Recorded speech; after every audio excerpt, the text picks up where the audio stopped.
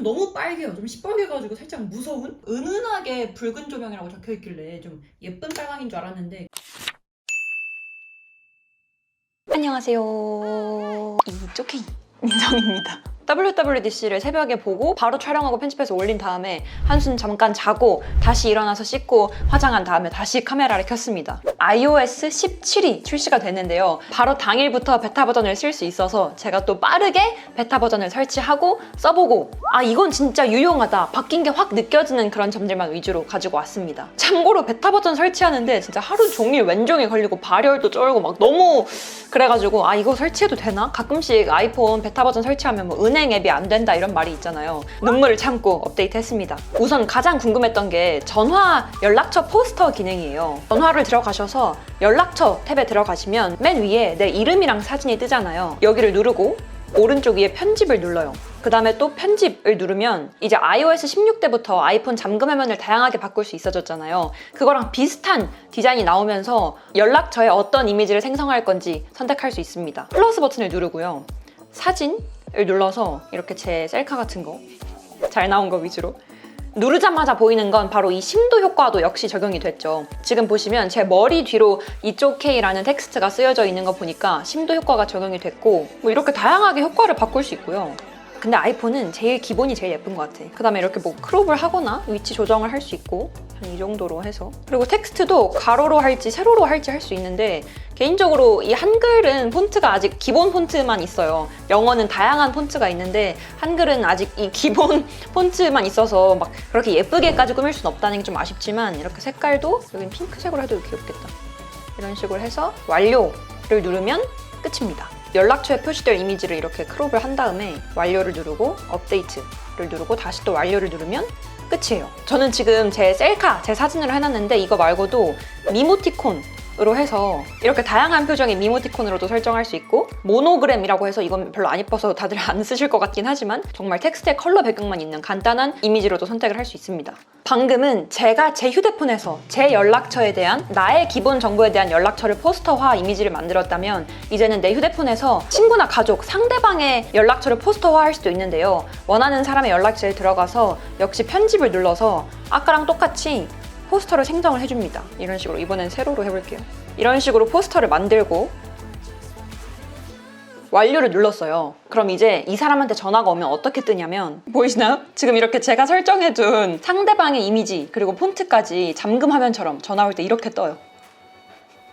근데 제가 아직도 하나 헷갈리는 게 저는 제 휴대폰에서 나에 대한 정보를 이렇게 이미지화 해놓으면 내가 상대방에게 전화할 때도 내가 설정해둔 이미지가 뜨는 줄 알았는데 그건 또 아닌 것 같더라고요. 그래서 이게 정확히 내가 설정한 내 이미지가 상대방한테도 뜨는 건지 아니면 그냥 내 연락처에 저장되어 있는 사람들이 나한테 전화 왔을 때 어떤 이미지를 보여줄 건지를 내가 설정하는 건지 아무래도 후자인 것 같긴 한데 아시는 분 있으면 댓글로 남겨주세요. 그 다음엔 라이브 보이스메일인데요. 회의 중에 모르는 번호로 전화가 왔다. 근데 이게 택배 아저씨인지 진짜 뭐 응급실에서 온 긴급한 전화인지 모르잖아요. 그럴 때 지금 급한 건이라 해서 전화했어요. 어떤 용무 때문에 전화 드렸어요. 라는 걸 말을 하면 그걸 실시간으로 텍스트로 번역을 해줘서 전화를 받지 않은 상태에서도 아 누군가가 나한테 이런 용도로 전화를 하고 있구나 이걸 알 수 있는 기능인데요. 설정에 들어가셔서 전화를 누르고 라이브 보이스메일 이걸 ON으로 해주시면 돼요. 근데 아직 베타 버전이라 그런지 전화번호 등록했다가 삭제했다가 부재중 전화 남겨보고 다 했는데 아직은 적용이 안 되는 것 같아서 혹시 지금 이미 쓰고 계시는 분들이 있으면 또 댓글로 남겨주시면 저도 빠르게 써보도록 하겠습니다.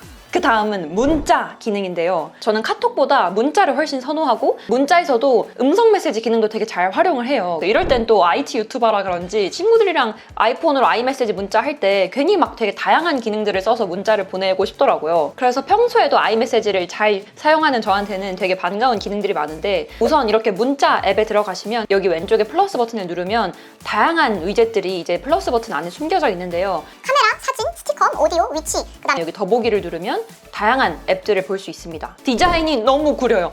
아니 애플한테 이렇게 구린 디자인이 나오기 쉽지 않은데 이게 폰트 때문인지 이게 되게 폰트랑 아이콘이 크기가 커서 그런지 이 문자 이 디자인이 좀 구린 것 같긴 한데 우선 스티커 기능 주위 친구들이 다 저보고 야 아이폰 문자에서 스티커 기능 쓰는 사람은 평소에 너밖에 못 봤어 라고 해서 또 나만 쓸 것 같은 기능이지만 이제 다양한 스티커를 내가 마음대로 생성을 할 수 있는데요. 플러스 버튼을 눌러서 이미지를 선택을 클릭을 하면 자동으로 이렇게 빠르게 눕기를 따줘요. 진짜 똑똑하죠? 이게 다 아이폰에 있는 그 뉴럴 엔진 멋이기 때문이에요. 그다음에 스티커 추가를 누르고 아직은 한글 패치가 안 돼 있는데 여기에 애드 이펙트 효과 추가하기를 누르면 이렇게 밖에 흰색 테두리가 지면서 진짜 스티커 붙이는 것 같은 그런 효과도 있고 그림 효과 주는 것도 있고 그래서 이렇게 제 얼굴로 스티커를 만들었다. 그 다음에 이렇게 문자 할 때 이렇게 스티커를 보낼 수 있는 거예요. 그럼 상대방이 뭐야 이 자기애 넘치는 애는? 이라고 생각하겠지? 그리고 아이폰에 있는 기본 이모티콘들도 이제 스티커화가 되어서 다양한 이모티콘들을 확대도 할 수 있고 지우기도 마음대로 조절할 수 있고 이렇게 스티커 같은 다양한 기능을 효과를 활용해서 소통을 할 수 있습니다. 그 다음은 오디오 기능인데요. 이 오디오는 이렇게 클릭하자마자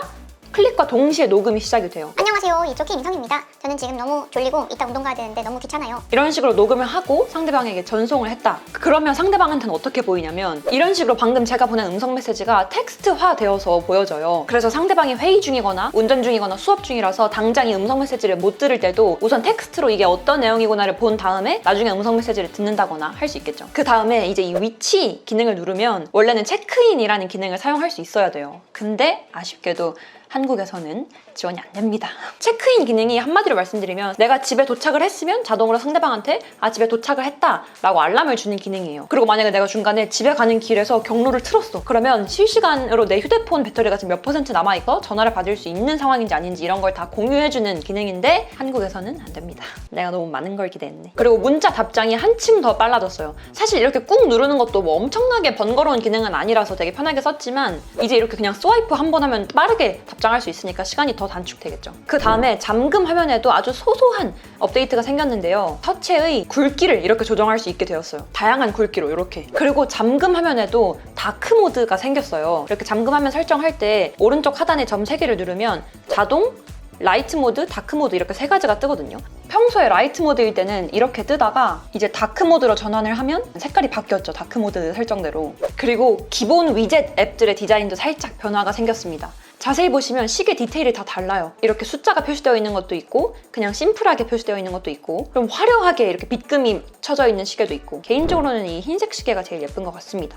제가 이게 기존에 있었는지 없었는지 새로 추가된 디자인인지 잘 기억이 안 나. 그리고 캘린더 이렇게 가로로 긴 디자인 그리고 제 기억에 이 디자인이 원래도 있었으면 어떡하지? 몇 월 며칠인지를 심플하게 크게 보여주는 디자인도 있고 개인적으로 이게 제일 심플하고 눈에 띄어서 좋은 것 같아요. 그리고 대망의 스탠바이 기능. 스탠바이 기능은 아이폰을 가로로 두고 충전을 할 때 AOD랑은 별개로 시계나 내가 찍은 사진 아니면 나한테 중요한 정보들을 보여주는 마치 탁상 시계나 내 작은 일정 관리하는 기계처럼 쓸 수 있는 그런 기능인데요. 일단 설정에 들어가셔서 여기 대기 모드라는 게 새로 생겼어요. 대기 모드를 눌러주시면 대기 모드라는 게 스탠바이 기능이니까 얘를 사용하겠다라고 설정을 해두시고 야간 모드에 들어가시면 말 그대로 저조도 환경, 불이 다 꺼진 야간, 밤에는 이게 은은한 빨간색 조명으로 표시가 돼요. 그래서 진짜 내가 자는데 이 아이폰이 막 너무 밝고 막 광나고 이러면 잠자는데 방해가 되잖아요. 방해되지 않게 야간에는 은은한 조명으로 사용할 수 있게 설정할 수 있고 또 움직임이 감지되면 깨우기 기능은 이 기능이 주로 자고 있을 때나 뭔가 집중하고 있을 때 사용하는 기능이어서 내가 갑자기 막 움직인다 아침에 일어났다 이럴 때는 스탠바이 모드에서 원래 화면으로 이렇게 화면을 깨워주는 기능을 끌지 말지도 설정을 할 수 있습니다. 자, 이렇게 맥세이프 거치대에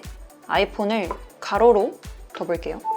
그러면 이렇게 충전이 시작이 되면서 화면이 바뀌죠. 아이폰에서 정말 처음 보는 모드라서 저도 되게 신기한데 뭐 당연한 얘기지만 역시 디자인을 너무 잘 뽑았어요. 지금 현재 시간이 나오고 이렇게 초 단위로도 나오죠. 그리고 얘를 오른쪽으로 스와이프하면 하필 제 얼굴 사진이 뜨는데 제가 찍은 사진을 바탕으로 이렇게 시계를 보여주기도 하고 지금 이렇게 자동으로 제 갤러리에 있는 사진을 바탕으로 슬라이드 쇼처럼 이렇게 시계를 띄워주죠. 이 화면을 한번 터치하면 이렇게 시계가 없어져서 여기 시계가 없어졌죠. 그래서 사진에만 집중할 수 있도록 보여주고 다시 한번 터치를 하면 시계가 뜹니다.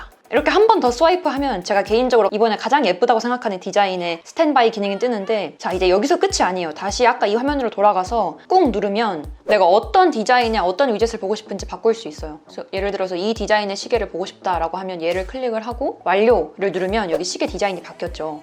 그리고 이 상태에서 이렇게 스와이프해도 내 위젯들이 다 보이고요. 새로 추가를 해서 내가 보고 싶은 위젯을 추가할 수도 있고요. 그리고 오른쪽에 이 부분 역시 같은 방식으로 바꾸고 전환을 할 수 있고요. 어떤 디자인의 시계를 보여줄 건지 떠요. 근데 진짜 디자인 너무 잘 뽑은 게 가로로 긴 이거 정말 이렇게 하면 진짜 탁상 조명 같지 않아요? 이렇게 멀리서 봤을 때? 그냥 아이폰이 아니라 그냥 아이폰 크기의 알람 시계를 산 느낌? 이 디자인도 되게 애플스러우면서도 되게 잘 뽑았죠.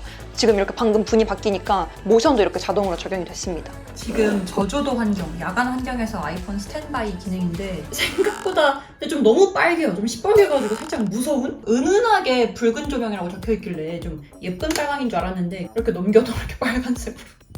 그 다음에 또 아주 소소한 업데이트 기능으로는 자르기 기능이 좀 더 빨리 접근할 수 있도록 추가가 됐어요. 편집 누르시면 여기 이제 하단에 자르기가 바로 생겼죠. 그 전에는 뭔가 한 뎁스가 더 있었거든요. 그래서 이 자르기 기능 사용하려면 되게 불편했는데 이제는 그냥 여기에 편집 누르고 자르기 눌러서 바로 이렇게 확대하고 좀 더 빠르게 사진을 편집할 수 있게 됐습니다. 그리고 에어드랍 보낼 때도 살짝 디자인이 바뀌었는데 에어드랍 누르면 여기 하단에 다음과 같이 표시하면서 나를 어떻게 보여줄 건지 내 이름이랑 얼굴이 보여져요. 그리고 사파리 기능이 업데이트된 것도 말씀드리고 싶은데요. 우선 전체적으로 디자인이 크게 바뀌었어요. 이렇게 하단에 내가 보고 있는 탭 이름이 뜨면서 이렇게 스와이프하면 바뀌는 형식이거든요. 저는 되게 MBTI가 P여가지고 P여가지고 정리를 못해서 사파리 막 창 엄청 여러 개 띄워놓고 하지만 이렇게 취미용 그리고 업무 회사용 사파리 이렇게 인터넷 창에 띄워놓는 경우에는 그룹화 시킨 다음에 이렇게 하단에 쓸어 넘기면 바로바로 전환을 할 수 있고 개인정보 보호 탭이 이제 잠금 기능이 생겼습니다. 그래서 예를 들어서 내가 회사에서 이직하려고 몰래 막 자소설닷컴이나 다른 이직하는 사이트를 찾아보고 있는데 그걸 개인정보 보호 모드로 보고 있을 수도 있잖아요. 근데 갑자기 뭐 팀장님이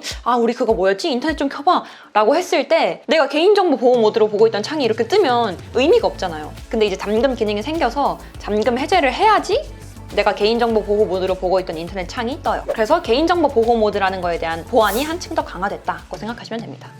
네, 오늘 이렇게 iOS 17 업데이트된 거 베타 버전이지만 빠르게 업데이트해서 써봤는데 아무래도 아직 베타 버전이라서 좀 버그 기능도 있고 버벅이는 것도 있지만 iOS 17 업데이트가 생각보다 별거 없다는 평이 있지만 개인적으로 문자나 전화 기능을 평소에 되게 자주 쓰는 저한테는 또 반가운 소식들이 많아서 촬영을 해봤습니다. 여러분들은 또 어떻게 쓰고 계신지 제가 조만간 또 아이패드랑 애플워치 업데이트 기능도 영상으로 가지고 올게요.